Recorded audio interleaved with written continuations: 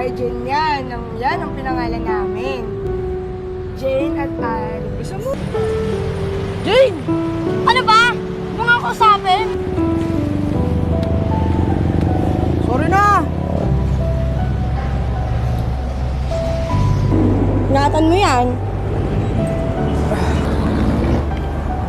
Ito ang kwento ng isang pamilya ordinaryo, di katulad ng ibang mayayamang mga tao. Ang kalsada ang naging mundo at naging tahanan, mapaaraw at gabi. Lagi nasa may lansangan, di nag-aral. Katulad ng iba'y kapos sa pera, sila ay lumayo sa magulo nilang pamilya. Madalas nasa lansangan pero di pinapansin ang pamilya ordinaryo. Si Aris at si Jane sa mura pa nilang edad nagkaroon na ng anak. Ang sanggol na nagbigay saya, pangalan ay si Arjan. Naging inspirasyon nito para sa mag-asawa. Kahit mahirap tumira at mamuhay sa kalsada, wala silang trabaho at wala silang tahanan. May sanggol silang anak na binubuhay sa lansangan. Kaya kahit mahirap at ayaw nilang gawin para sa kanilang anak, kumakapit sa patalim, gipit sa pera. Ang mag-asawa kaya naghanap ng paraan kahit mali kanilang ginagawa. Nag-aabang si Aris ng kanyang pwedeng mabiktima sa may kalsada para makapanghablot ng pitaka na kanyang ibibigay sa mahal niya na asawa.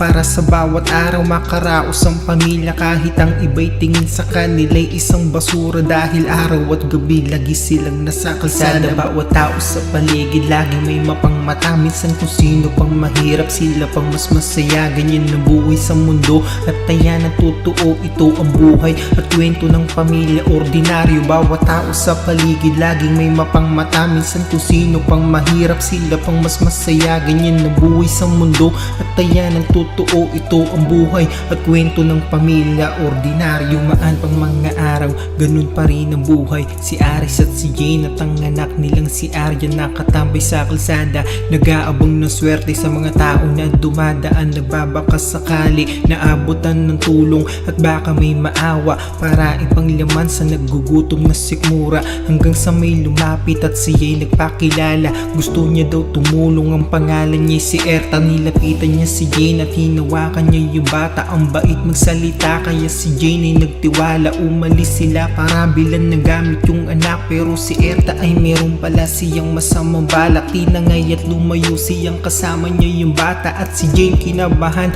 Ang anak din niya makita, tinawagan niya si Aris habang siya lumuluha. Nauutal din niya masabi masamang balita. Ang anak nilang si Arjan kinuha at dinukot. Hindi nila alam ang gagawin, parang bangungot. Nagtanong-tanong sila at agad na naghanap. Natulala, nanginginig at sila'y umiiyak. Halos lahat ay nilapitan para humingi ng tulong, pero di nila masabi at walang makapagturo. Bawat araw at gabi luha nila'y tumutulo sa pagkawalan ng bata. Ang mundo nila'y gumuho, sila'y binalot ng lungkot at pangungulila. Wala na ang saya ng ordinaryo na pamilya. Bawat tao sa paligid lagi may mapangmata. Minsan kung sino pang mahirap, sila pang mas masaya. Ganyan na buhay sa mundo at taya ng totoo, ito ang buhay at kwento ng pamilya ordinaryo. Bawat tao sa paligid laging may mapangmata. Minsan kung sino pang mahirap, sila pang mas masaya. Ganyan na buhay sa mundo at taya ng totoo, ito ang buhay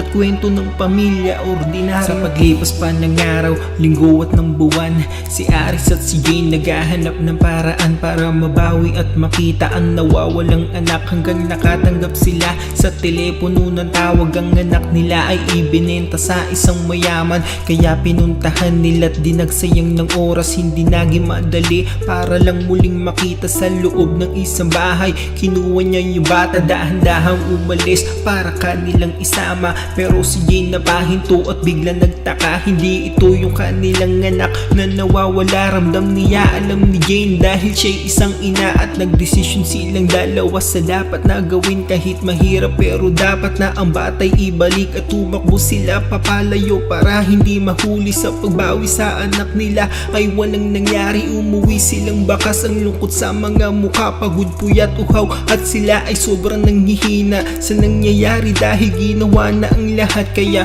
huling paraan na lang nila ay magdasal kung nasaan man ang anak nila. Sanay na sa mabuti, siguro may plano ang Diyos kaya to nangyayari. Di lahat pare-parehas na maswerte sa mundo, ito ang kwento sa kalsada ng pamilya.